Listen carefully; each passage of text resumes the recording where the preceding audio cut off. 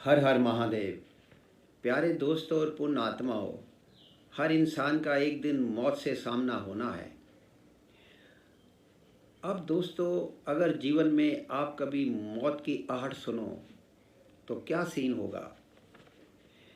पुण्य आत्माओं, जब मौत की तरंगें मतलब मौत के दूत आपके बच्चे, बीवी, भाई, माँ या बाप की आत्मा को लेने बीमारी के रूप में या किसी भयंकर एक्सीडेंट के रूप में आए, मतलब आपका सामना साक्षात मौत से हो, तो आप क्या करोगे, आप क्या सोचोगे, आप पे क्या बीतेगी, ये क्या एक दृश्य बनेगा। दबे दबे पाँव मौत आती है आने दो, आहट लग जाने पर मन मत घबराने दो।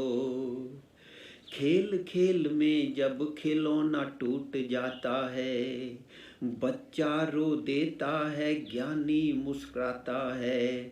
आत्मा का जोरी ही सब कुछ बनाता है, कौन जन्म लेता है, कौन मृत्यु पाता है। दोस्तों, ये सारा जो जन्म मरण का लेखा जोखा है, ये आत्मा का जोरी जो महाकाल है उसी के हाथ में है कि कब किसको जन्म लेना है, कब किसी को मरना है। अब मौत सामने है, इसलिए मेरे विचार में मैं कहूँगा, मौत देवा आप आइए और एक कप चाय या कॉफ़ी या बियर लीजिए। मुझे लगता है मौत देवा इस ऑफ़र को पसंद करेगा, क्योंकि कोई भी प्राणी मौत को इस तरह की कोई ऑफ़र नहीं करता।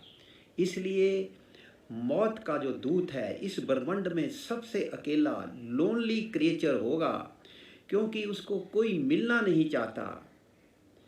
दोस्तों, जो मौत है एहसास करवाती है कि जो भी आपके अपने प्यारे हैं उसके लिए जो भी आपने कुछ करना है, आपने भागना है भाग लो, बड़े बड़े डॉक्टरों को मिल लो, संतों को मिल लो, मंत्र जप लो, मुझे रोकने के लिए या मेरा टाइम बदलने के लिए।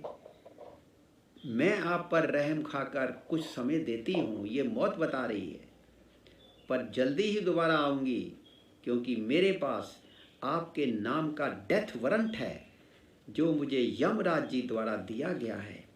इसलिए मैं ड्यूटी बद्ध हूँ, मैं तो अपनी ड्यूटी पे हूँ। एक लेकिन सलाह देती हूँ, क्योंकि आप मुझे अच्छे लगते हो, आप प्रभु के भगत हो, कि मुझे रोकने के लिए अपना मर्सी पिटीशन महाकाल के आगे लगा लो, जो यमराज जी का भी स्वामी है। बस वही एक शक्ति है जो मौत को टाल सकती है। लेकिन मैं फिर इंतज़ार नहीं करूँगी जब दोबारा आऊँगी। दोस्तों, अपने प्यारे को मौत के साए में देखकर लगता है कि इंसान कितना बेबस और लाचार है।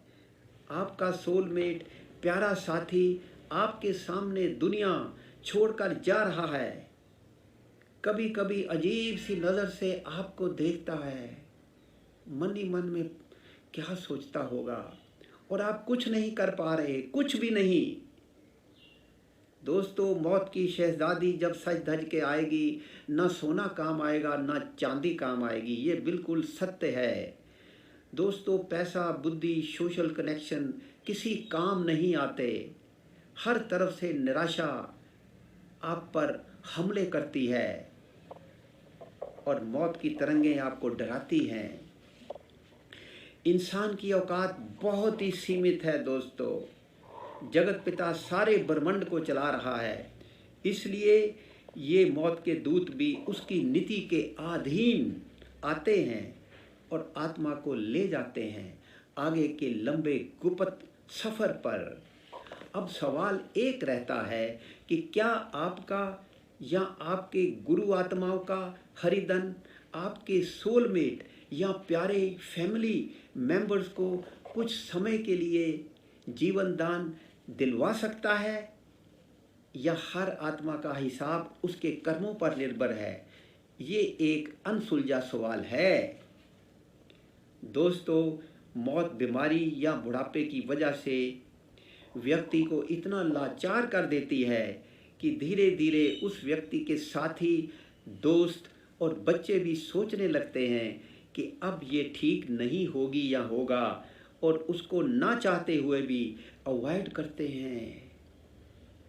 उधर रोगी जीना चाहता है, पर बीमारी मौत के रूप में प्राण लेने में तत्पर होती है। ये एक विचित्र सच्चा दृश्य है। प्यारी दोस्तों, ये सारी बातों का मतलब यही है कि हमें सबको एक दिन संसार छोड़कर जाना है। इसलिए जल्दी से जल्दी अपनी दिनचर्या में प्रभु प्रेम को ले आएं, ताकि अंत समय निरोगी शरीर का चोला त्याग कर प्रभु घर को लौट जाएं। दोस्तों, इंसान मौत से लड़ाई नहीं कर सकता, पर याद रखना, मौत के मालिक महाकाल से फरियाद करके माफ़ी मांगकर मौत से मिलने वाले कष्टों को कम जरूर कर सकता है।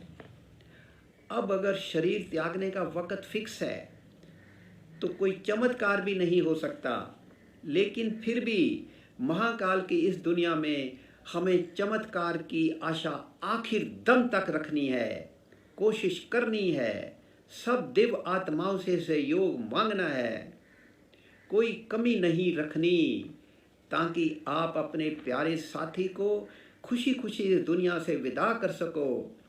वैसे भी हम सबको प्रभु की रज़ा में रहना ही पड़ेगा। दोस्तों, ये एक विचार मौत को, मृत्यु को सामने देखकर आया है। वैसे तो मौत को ओल्ड होम में कई बार देखा है, पर यहाँ तो आपके प्यारे साथी की बात है। इसलिए महाकाल से रूठ भी सकते हो, लड़ भी सकते हो, गिड़गिड़ा भी सकते हो, ताकि प्रभु तुम्हारी फरियाद सुने। हर हर महादेव। महाकाल की जय हो, मौत देवा की जय हो।